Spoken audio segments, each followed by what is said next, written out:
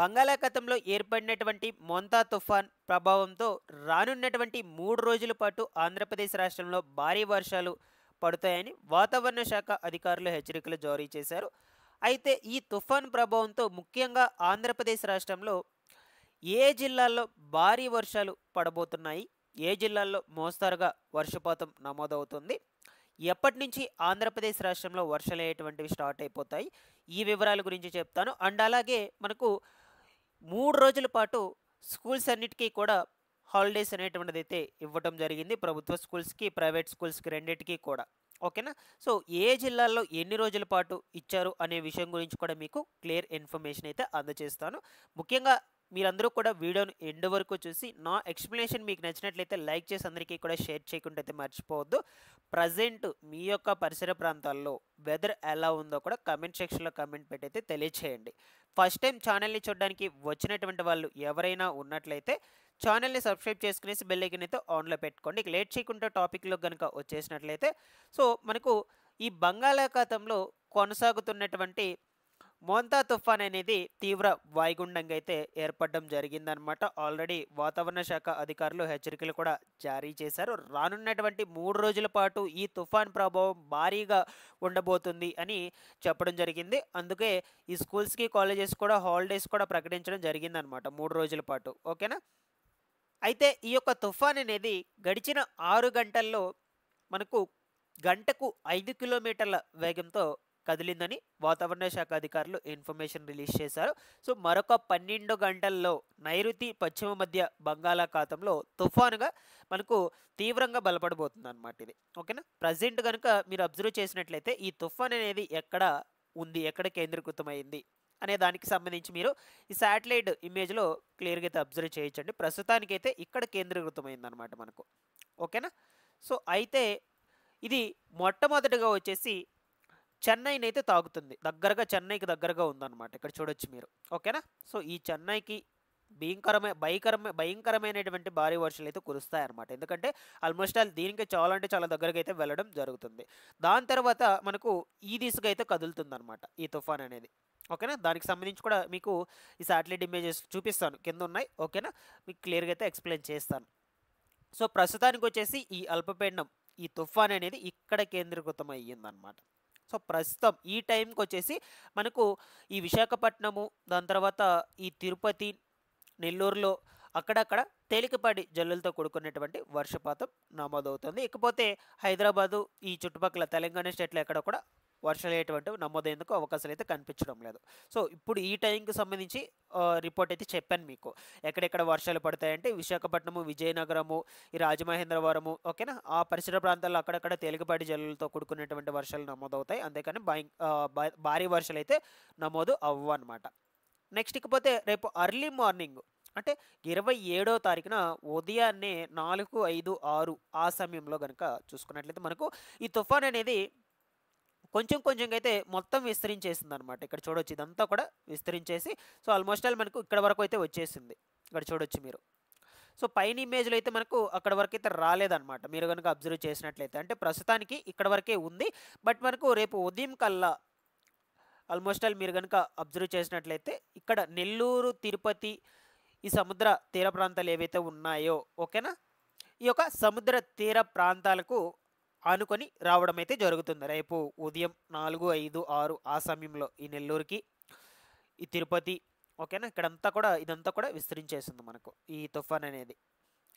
So, కాబట్టి రేపు ఉదయం నుంచి మీకు ఇప్పటికే అర్థమైందని అనుకుంటున్నాను. ఓకేనా? రేపు ఉదయం నుంచి మనకు నెల్లూరు, సూళ్ళూరుపేట, శ్రీకాళహస్తి, నాయుడుపేట, వెంకటగిరి, గూడూరు, తిరుపతి చుట్టుపక్కల ఉన్నటువంటి పరిసర ప్రాంతాల్లో అక్కడక్కడ మనకు ఒక విస్తారంగా వర్షాలయ్యేటువంటివి మొదలైపోతాయి. రేపు మార్నింగ్ నుంచే మీరు గనుక అబ్జర్వ్ చేసినట్లయితే. ఎందుకంటే ఈ తుఫాన్ అనేది ఆల్మోస్ట్ ఆల్ ఈ జిల్లాల వైపు అయితే కదులుతూ వస్తుందన్నమాట. దగ్గరకైతే వస్తూ ఉంది.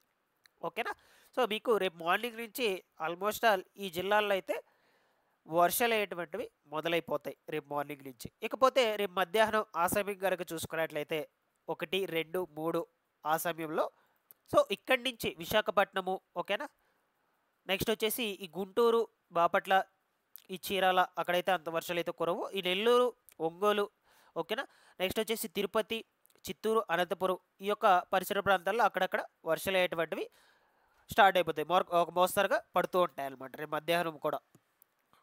ఇది మీరు కనుక అబ్జర్వ్ చేసినట్లయితే ఆల్మోస్ట్ ఇంకా దగ్గరకు అయితే రావడం జరిగింది ఈ తుఫాన్ అనేటువంటిది ఈ దిశగా కదులుతూ. ఓకేనా.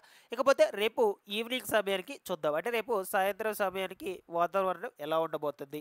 సో మీరు కనుక అబ్జర్వ్ చేసినట్లయితే ఇక్కడ వరకు అయితే విస్తరించింది అనమాట ఈ తుఫాన్ అనేది, అనంతపురం వరకు ఇదంతా కూడా.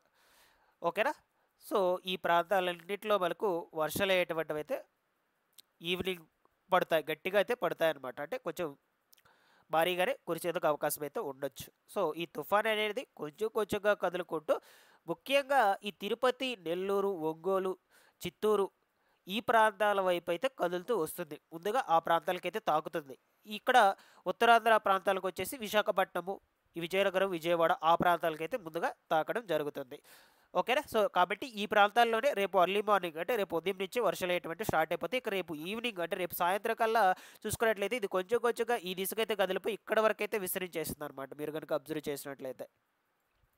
సో అనంతపురము, కడప, నెల్లూరు, తిరుపతి, చిత్తూరు, ఒంగోలు, కావలి, సో ఈ చుట్టుపక్కల ఈ పరిసర ప్రాంతాల లోపల ఉండేటువంటి అన్ని డిస్ట్రిక్ట్స్లో ఉండేటువంటి ప్రాంతాలన్నింటికీ కూడా వర్షాలు అయ్యేటువంటి రేపు ఈవినింగ్ అంటే రేపు సాయంత్రం కొంచెం భారీగానే పడేందుకు అవకాశాలు అయితే ఉండొచ్చు అనమాట. అది కూడా ఈదురుగాలతో కూడుకున్నటువంటి వర్షాలు కూడా నమోదవుతాయి అనమాట.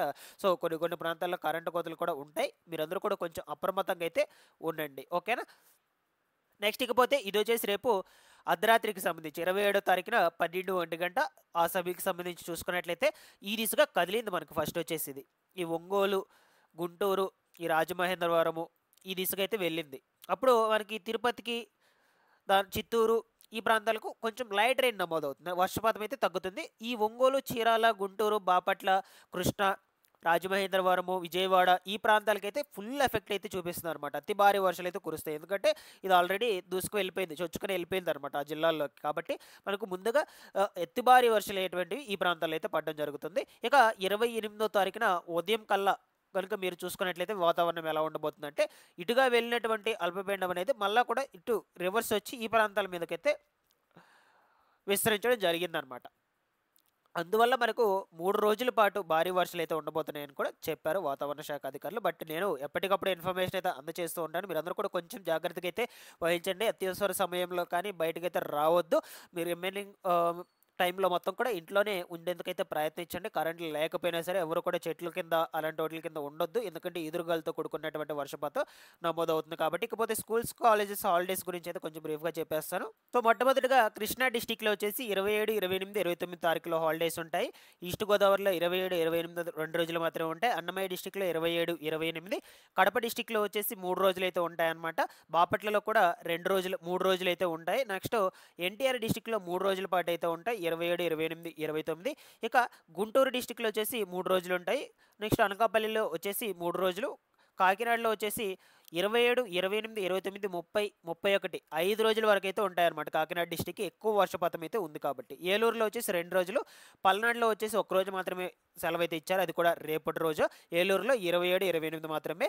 ఇక విజయనగరంలో వచ్చేసి 27, 28, 29 3 రోజుల పాటు ఇచ్చారు. కోనసీమలో వచ్చేసి 2 రోజులు అయితే ఇచ్చారనమాట. ఈ విధంగా అయితే ఉన్నాయి మనకు రేపటి రోజు నుంచి హాలిడేస్ అనేది ఏ జిల్లాల్లో ఎన్ని రోజులు అయితే ఉన్నాయని. ఇక రిమైనింగ్ ఈ చిత్తూరు, అనంతపురం, తిరుపతి, నెల్లూరు వీటికి మాత్రం ఇంకా మనకు అప్డేట్ అయితే రాలేదు. వాటికి కూడా ఖచ్చితంగా ఇస్తారు.